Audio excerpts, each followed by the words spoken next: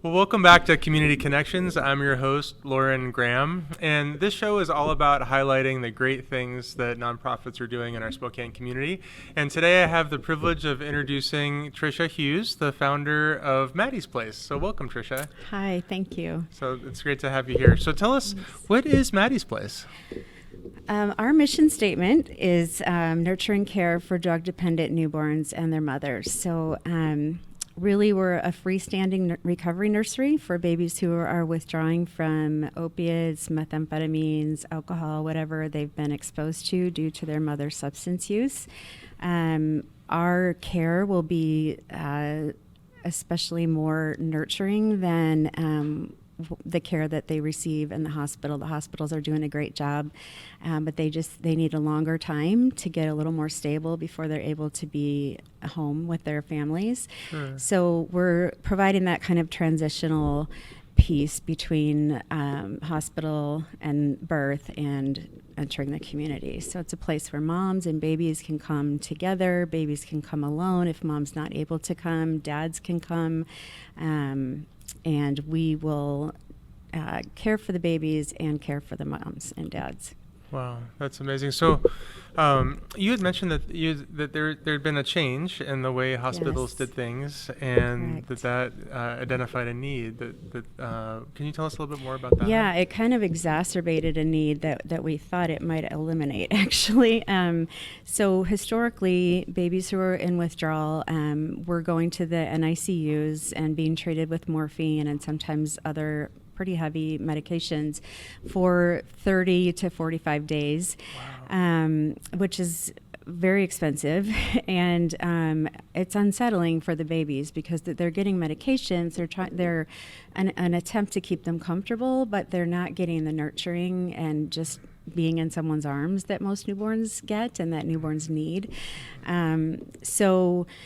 That was very expensive for the hospitals, as you can imagine. And a couple of years ago, out of the East Coast came a program called Eat, Sleep, and Console, which redirected this care to allowing the babies to stay with their moms rather than baby goes to NICU, mom goes home and comes and visits, which is extremely disruptive to bonding and traumatic for both of them.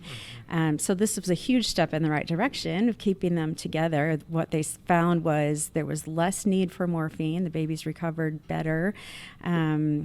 And that you could send them home in 4 to 6 days, essentially. Wow. So from 30 to 45 days to 3 to 4 days. 4 to 6 days. Oh, 4 to 6 days. Yes, Okay. average. Wow. That's a big yes. jump. You can So- imagine that was very attractive, right? Proposition for the hospitals. hospital. And it's based in a great idea of keeping mom and baby together. And it just supports what we were proposing prior to that, which is let's keep them together and let's give these babies a lot of touch and a lot of nurturing, just like any other baby, and we'll add the care for their pain and other withdrawal symptoms, but they need basic infant connection too. So, but unfortunately what happened is that it's difficult. Your community needs to be prepared to receive these moms with their babies, and the moms need to know that this program exists, and they're going to be asked to stay 4 to 6 days. And it's just hard. It's difficult to find these moms ahead of time and prepare them. And so they're being told when they come in to deliver, oh, by the way, you're going to be staying with your baby while your baby withdraws, and they can have other family members come, but it's a lot of difficult social situations. So, unfortunately, now that the babies are getting out of the hospital faster, it's giving everybody in the community even less time to figure out where they can go and where they're going to be best cared for. It's kind of created even more crisis on the streets, in a sense, for these babies that are getting out faster, less stable. We know that the symptoms of withdrawal peak at 2 weeks of age for these babies. So they might be somewhat recovered at 5-6 days, but they still are symptomatic, to say the least, for 2 weeks, and often for 3 to 6 months. They have some type of symptoms and neurological disorganization. Wow. And then the moms, obviously that creates stress. I mean, if it's in a situation, I imagine, where they could potentially still be substance dependent, Exactly. where do they go? Where do they go? And even Yeah. if they're in treatment, if they don't have secure and safe housing, they're scrambling for housing with a baby. And if they're in a shelter or some sort of public living arrangement, as the director of Family Promise said, if one person in there has a baby, everybody has a baby. So that doesn't often go well to have a newborn in situations like that. And you can imagine if mom's trying to take care of her basic needs, their basic needs, where are they going to eat and sleep? She's maybe not paying attention to the baby's cues and noticing how disorganized her baby is becoming. So it just kind of compounds the situation. Okay. And then enter Maddie's Place. Enter Maddie's Place. And so, so from that 4 to 6 day handoff, that's when mom and baby would come to Maddie's Place. And then how long would they be part of your program? We want to be able to keep them there as long as they need to be. Okay. So it will depend, which is not our decision. It's up to the Department of Children, Youth, and Families often, where the babies are going to go home or be ultimately. But what our service does, and what Maddie's Place being there means, is that everybody has more time. Mom has time to take a deep breath and focus on her baby, not worry about where she's sleeping that night. She's safe, she's fed, she's cared for. And she has some time to really focus on bonding with her baby and learning to read. These babies give they miscue, which means they make you think they want something, but they're really trying to tell you that they want something else. And so there's kind of some tricks to caring for them, and we can really help these moms learn to connect with their babies, even though their babies are suffering. There are ways to do it and ways to connect with them. So that's our goal, is to capitalize on those moments that mom's primed to bond, baby's primed to bond. Let's get them connected and functioning well together, and then focus on what's needed. Where do you need to go? What do we need to line up for you to be able to leave here with your baby and have a safe place to go? Wow. With the services that you need as well. Yeah. So really that importance of attachment bonding and Absolutely. Versus being in a NICU where they can't get that touch and attention would be a huge difference, I would imagine. So, and then not being on all of the different medications as well that you were describing. So that's right. When solid research has shown that there's up to an 80% less need for morphine to treat withdrawals when they're being held and comforted. Water is very therapeutic. Massage is very therapeutic. Music, there's a lot of things that we can do that are low intervention but very comforting and actually encourage bonding and connection. So it's kind of a double bonus to treat them with these things. Absolutely. Wow, that's amazing. That's amazing. And you actually have experience in this area. I understand you're a licensed nurse with training in helping babies that are addicted to substances. Is that? Can you tell us a little bit more about how your journey came to bring you that training experience? Yeah. So my husband and I have been foster parents for 18 and a half years, and we have adopted 5 children, and all 5 of them were substance exposed on different levels and different substances. So we see a range of effects in our house. And the first 3 babies that we adopted were through, actually the first 4 really, because the next one was older. They had been through their withdrawal with another foster mom. Great home, and she loved them to pieces. So I had no concerns about it, but I didn't witness that withdrawal myself. I knew they'd gone through it, but I had not seen it yet. My nursing experience it was before the opiate crisis and in an area where we didn't see a lot of that.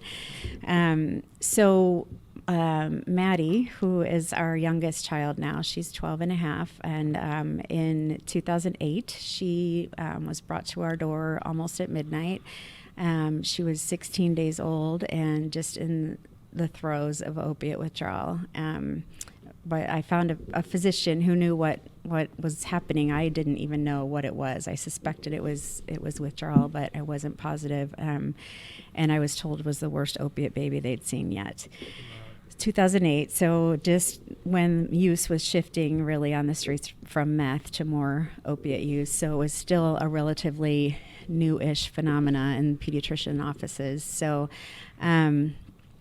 I 3 times over the next several weeks, they offered to admit her and put her on morphine, but they would say to me, if you're okay, she's not at risk of dying, but it's just, this is hard to manage, and we want to acknowledge that and give you, we'll help you if you want. And I just felt very strongly that I didn't want her away from me.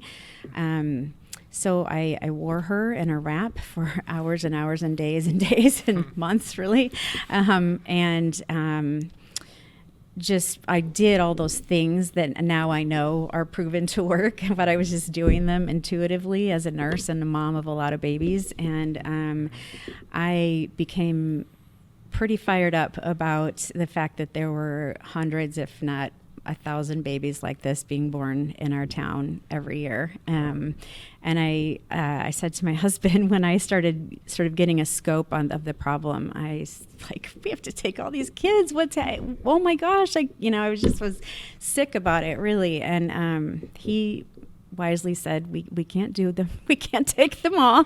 So we need to replicate you. And maybe someday we can have a house or a home or something where we can teach other people how to take care of these babies, and we can take care of a whole lot of them, the way that you've seen Maddie benefit from. I saw her pull it together, and she is my most connected adopted child now. And at a year, that same physician that said she was the worst opiate baby she'd seen said, you would have never convinced me in a million years she would look this good at 1 year. Wow. Of age. She couldn't believe the transformation. So I know it works, and I know how important it is to their mental and emotional health. And I'm passionate about it. And so here I am. Yeah, that's amazing. So, and I understand that you mentioned a house, having a house that you're currently in a capital campaign to raise funds to have that, and so we can talk a little bit more about that in a minute. I'm curious to learn more about that, but before we jump to that, I wanted to just, in my mind, help to complete the picture. So mom and baby come through your program after the 4 to 6 days with the hospital. They can have a safe place at Maddies Place would be the vision. Yep. And then for as long as they need to have mother-baby attachment bonding, and then baby can go through withdrawal in a safe, loving environment. Yep. Help mom get stable. But you also mentioned you work with family services. So I was wondering if you could help. How does CPS and how does that come into play with what you're doing as well? Right. Well, in the hospitals, it's a mandatory reporting issue if the baby's determined to be substance positive. So all of that will have happened before the baby even gets to Maddie's Place. So,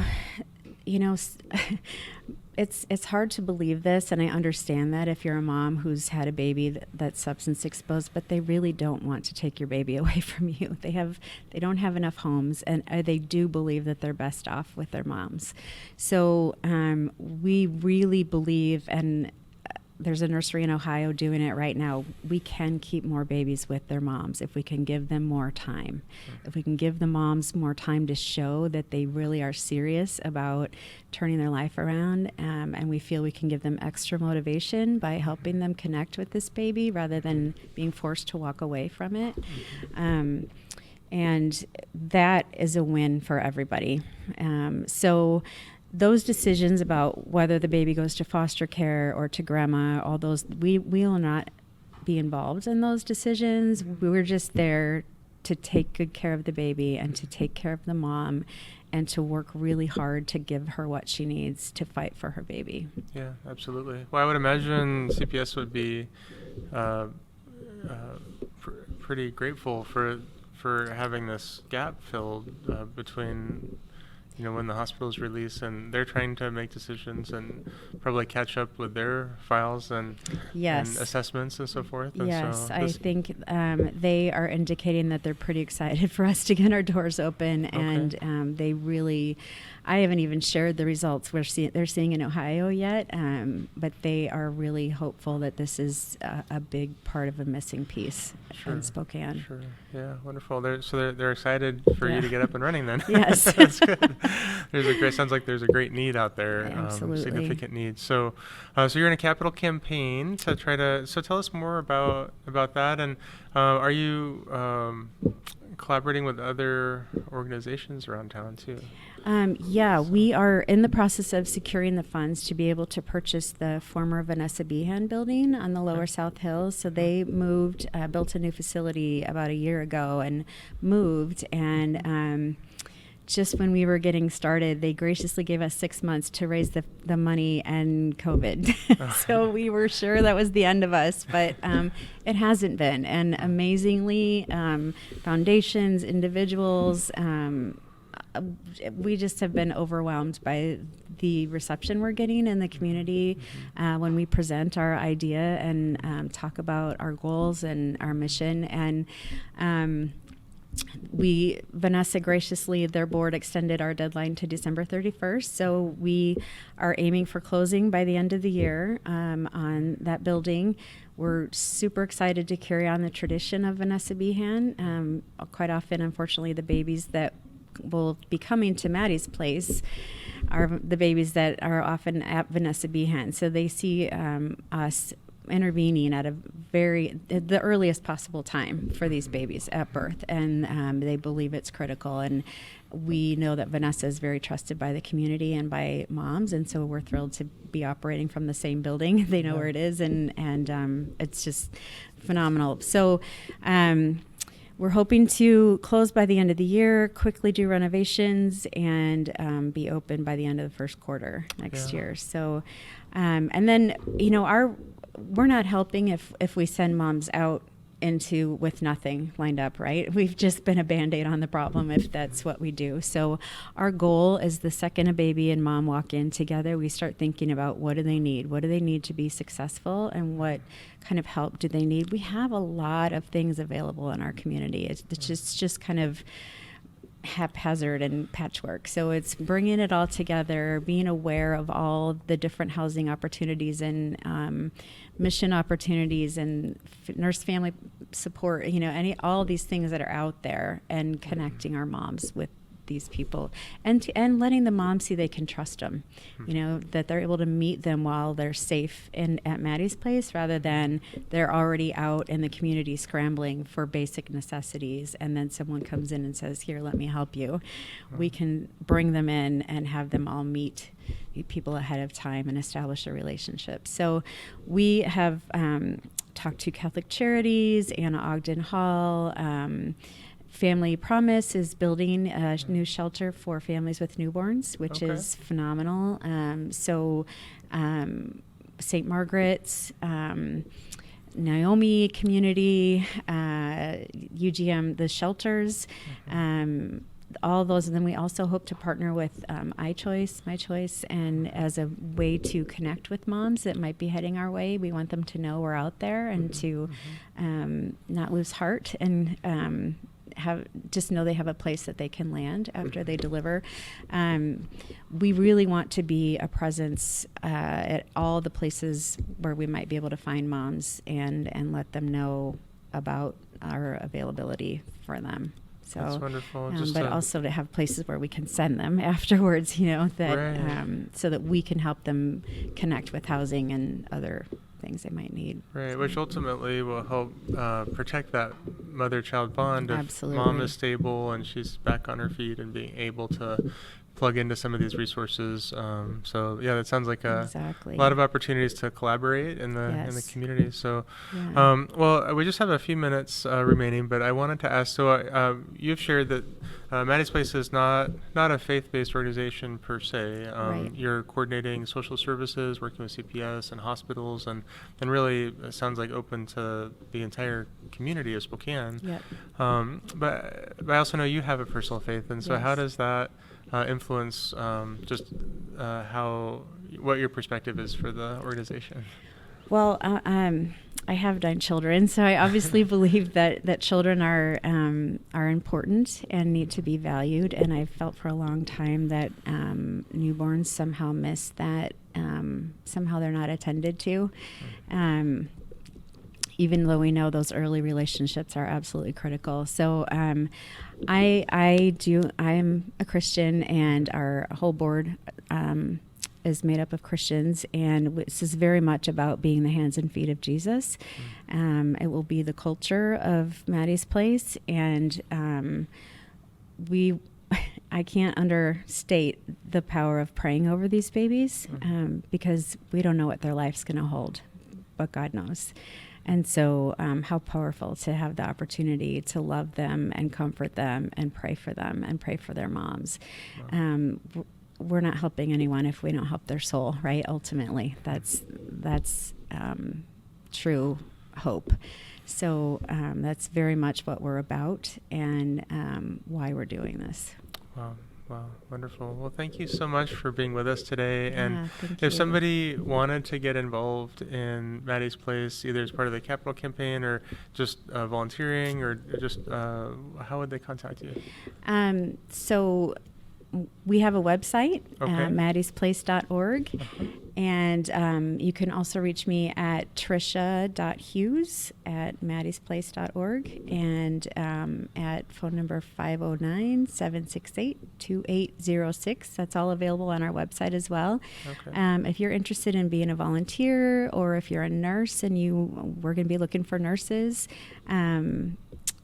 there's a form to fill out that we'll receive by email through our website.